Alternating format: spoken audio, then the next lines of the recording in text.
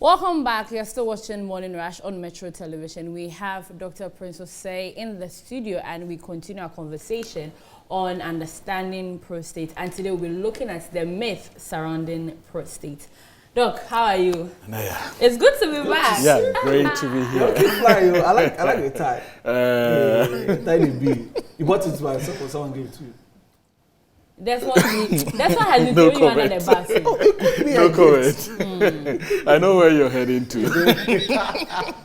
Good to see. Good to see. Yeah, great to be here. All right. Today we're talking about myths about the prostate. Exactly, exactly. And there are lots of myths that surround prostates and so today we are going back to the classroom, right? Yes. We'll talk about what people We'll review the prostate conditions. Yeah. Then we'll start talking about the disorders, whether it's only in adults, the age and everything. So for the past 3 weeks, we've been talking about the prostate. That is an organ in the male reproductive system. Yeah. That helps with urine flow. It helps with erection and all that. Yeah. So if there is a problem with it, that is when people start having all these conditions that is related to it. And one can have something that we call prostatitis. You can also have BPH, and you can also have prostate cancer. Okay. So there are 3 major disorders of the prostate. So the prostatitis, the benign prostatic hyperplasia, that is what a lot of people call the prostate enlargement. And also we have the prostate cancer, but mostly we focus on the cancer because when anybody hears of the prostate, the first thing that comes to mind is the cancer. Yeah. So, but there are other conditions too that can affect the prostate. And basically when you have prostate, any of the prostate disorders, what you experience is frequent urination, straining urination, incomplete voiding, urgency and all that, So when you're starting having any problems with your urine, it could be that the prostate is affected. Okay. So is it a disease?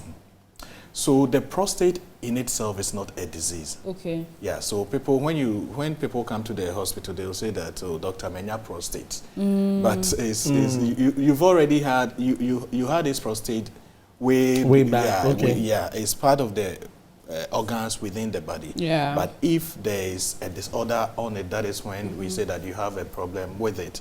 So the prostate itself is not a disease, but there could be a disease affecting the prostate. It's as if it's like having a head and having a headache or having a head tumor or something. So that is the same way. If you have the prostate, a disease can affect the prostate. That is the disease is what we are addressing, not the prostate itself, because the prostate has its own functions that it performs. So in itself, it's not a disease. Okay. Well, just before we go on, you can send us your message 0553-000035, 0553-000035. Any questions you've got to ask about the prostate, any myth that your friend has told you, your mother has told you, your father, anything that you want us to help you with, you can send that in 0553-000035. Now, Doc, is it true that it affects only adults, people who are older? Initially, that was what we thought. That was because most people start getting those symptoms and come to the hospital when they are older. Sometimes you get the symptoms, but we just overlook it. But it will get to a point that you can't do anything about it, and you would have to be sent to the hospital. And by that time, you'll be old. So mostly at first it used to be diagnosed in the adults, but now we have people as young as 25 years, 30 years having prostate disorders. And if you recall, when we were studying the prostatitis, I made mention that even children can get prostatitis. Because if an infection affects the prostate, it's termed as prostatitis. And children mostly keep urine on them for a long time. So the bacteria within the urine can affect the prostate, and it can lead to prostatitis. So prostate disorders is not only for adults. Anyone, any male at all can get prostate disorders. And so does it mean that if anyone is having a little difficulty or difficulty in urinating, does it automatically means that the person has prostate? It's not always the case, but about 60%. If a man is having difficulty in urination, about 60% of the case, it has to do with the prostate. But there are other conditions of the urinary bladder, because we have something that causes cystitis. I believe we've talked about that. we have neurogenic bladder, especially those who have stroke. If you have stroke, sometimes it affects your nervous systems and all that. So the bladder wouldn't be able to open up for the urine to flow. So you have these retentions, chronic retentions and all that. And sometimes too, even diabetes can cause increased frequency in urination. And UTIs can also cause increased frequency in urination. So if you are a man and you're having any urinary problems, there are three things. Either the prostate, or you have an infection of the urinary tract, or it could be diabetes. So those are the three major things that can cause any urinary issues. Okay, I think with a lot of people, when they say anything prostate, the first thing that comes to mind is the cancer. But as you mentioned, there are other things that can affect. Before you go to the next one, I want you to go to the next one. I know you want to go to the next one. This one is from a family member. Okay. He is saying that the other myth is sex helps to correct prostate cancer. How true is that? It's very true. so that myth and this one says that if a lot of people who have more sex are prone to prostate disorders. So now there are two different myths, right? This one says that more sex helps with it. This one says that more sex brings the disorder. So which one is true?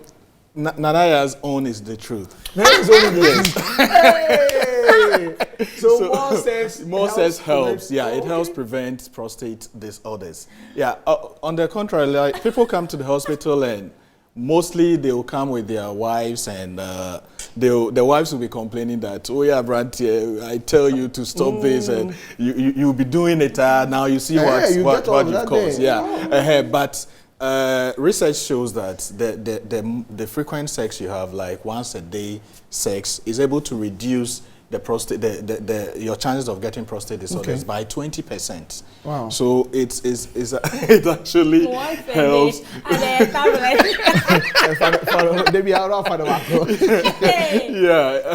So it reduces it. That we have to get married fast. You see, you know, sometimes it's two ways. Frequent sex doesn't mean that jumping from one lady to the other. Because that one too can lead to you having these STIs, and the STIs too can cause prostatitis.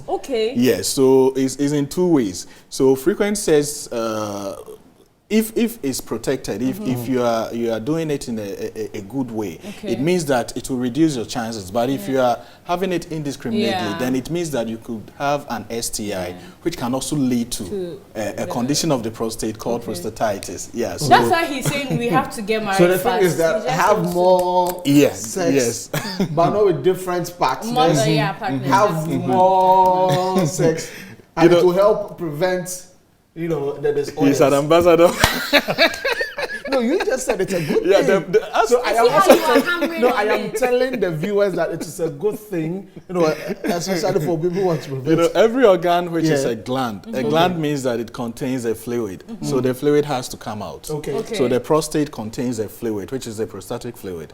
It has to come out. That's why naturally, if a man stays for a long time without having sex, one day you wake up and you see that you saw it yourself. So it pushes it out. Yes, there is a natural way to keep it out. Because if you go a long way and the prostate is full with the prostatic fluid, it has to come out. But the only way for it to come out is to having these wet dreams and all that. So if it doesn't come out, so what happens? It will come out. It will come out definitely. It will come out, because the more you keep it there, you are causing more problem. It has to come out. All right. And the final one, as we have here, and as we're waiting for some of the comments, says that prostate disorders cannot be treated. It can completely be treated. It can completely be treated. The prostatitis and BPH can completely be treated at medmosis. The cancer is where we have a bit of a challenge, because cancer cannot be completely treated. But if it's noticed earlier, we have stages for the cancer. We have from stage 1 to stage 4. Between stage 1 and stage 2 can be well managed. But from stage 3 it becomes difficult. It means that it has started spreading to the other organs.